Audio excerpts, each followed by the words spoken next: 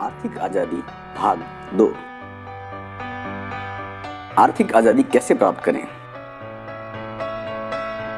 इस प्रश्न का उत्तर खोजने से पहले हमें यह जानना चाहिए कि 1957 में दुनिया के सबसे अमीर आदमी जे पॉल गेटी ने इस विषय में क्या कहा है। उनके अनुसार वित्तीय रूप से स्वतंत्र होने के लिए आपको खुद का व्यापार करना होगा। आपके व्यापार में भी कुछ विशेषताएं होनी आवश्यक हैं, जैसे कि आपको फास्ट मूविंग कंज्यूमर गुड्स यानी दैनिक जरूरतों की वस्तुओं का व्यापार करना होगा। इनकी मांग कभी भी खत्म नहीं होती है, चाहे महंगाई कितनी भी बढ़ जाए या फिर देश में आर्थिक मंदी का दौर हो या किसी प्रकार के अन्य कारण।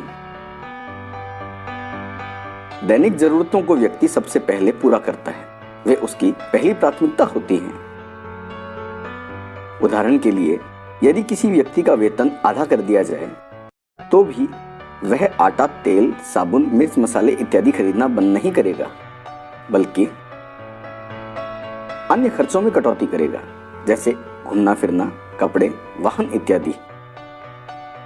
यही कारण है कि दैनिक जरूरतों की वस्तुओं के दाम बढ़ जाने पर भी इनकी मांग में कमी नहीं आती है,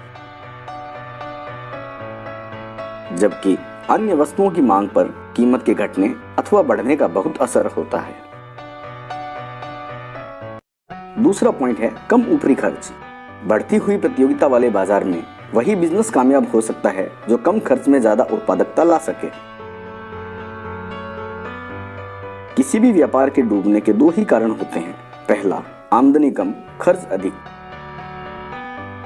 और दूसरा डूबत ऋण अर्थात उधार माल बेचना और पैसा वसूल न कर पाना। यदि नुकसान से बचना हो तो नकद लेन देन करें, यानी नकद खरीदें और नकद बेचें। नकद खरीदने से आपकी साख बढ़ती है और आपको अनपेक्षित छूट का लाभ मिल सकता है। नकद बेचने से पैसा डूबने का खतरा नहीं रहता है। तीसरा पॉइंट है टाइम लिवरेजिंग, यानी कि समय का गुणात्मक लाभ। लिवरेज का अर्थ होता है किसी लीवर अथवा उपकरण अथवा सिस्टम की मदद से अपनी शक्ति को कई गुना बढ़ाना। यहां आपके बिजनेस में आपके समय को कई गुना करने की क्षमता होनी चाहिए, तभी वह आपको आर्थिक स्वतंत्रता तक लेकर जाएगा। व्यापार में समय को लिवरेज करने के कई तरीके हैं, जैसे कर्मचारी और कमीशन एजेंट, शाखाएं और फ्रेंचाइज, और ऑटोमेटिक मशीनें और प्लांट्स इत्यादि। चौथा पॉइंट है डुप्लीकेबल, यानी कि आसानी से दोहराया जा सके। इस सिद्धांत को समझने से पहले एक प्रश्न का उत्तर जान लें। निम्न में से कौन सा विकल्प बेहतर है? एक व्यक्ति 100 घंटे कार्य करे, परिणाम 100 घंटे कार्य, अथवा 100 व्यक्ति 1 घंटे कार्य करे, परिणाम 100 घंटे कार्य। दोनों ही विकल्पों में हमें 100 घंटे कार्य का परिणाम मिल रहा है, तो अंतर कहां पर है? यदि हम गहराई से विवेचना करें तो किसी कारण से इस एक व्यक्ति का प्रयास बंद हो जाए तो परिणाम का क्या होगा? वह शून्य हो जाएगा। लेकिन दूसरे विकल्प में यदि 20 व्यक्ति भी कार्य करना बंद कर दें तो भी 80 घंटे कार्य होता रहेगा। यही बात ग्राहक पर भी लागू होगी। एक ग्राहक से 100 रुपए कमाने की बजाय बेहतर है 100 ग्राहकों से 1-1 रुपया कमाना।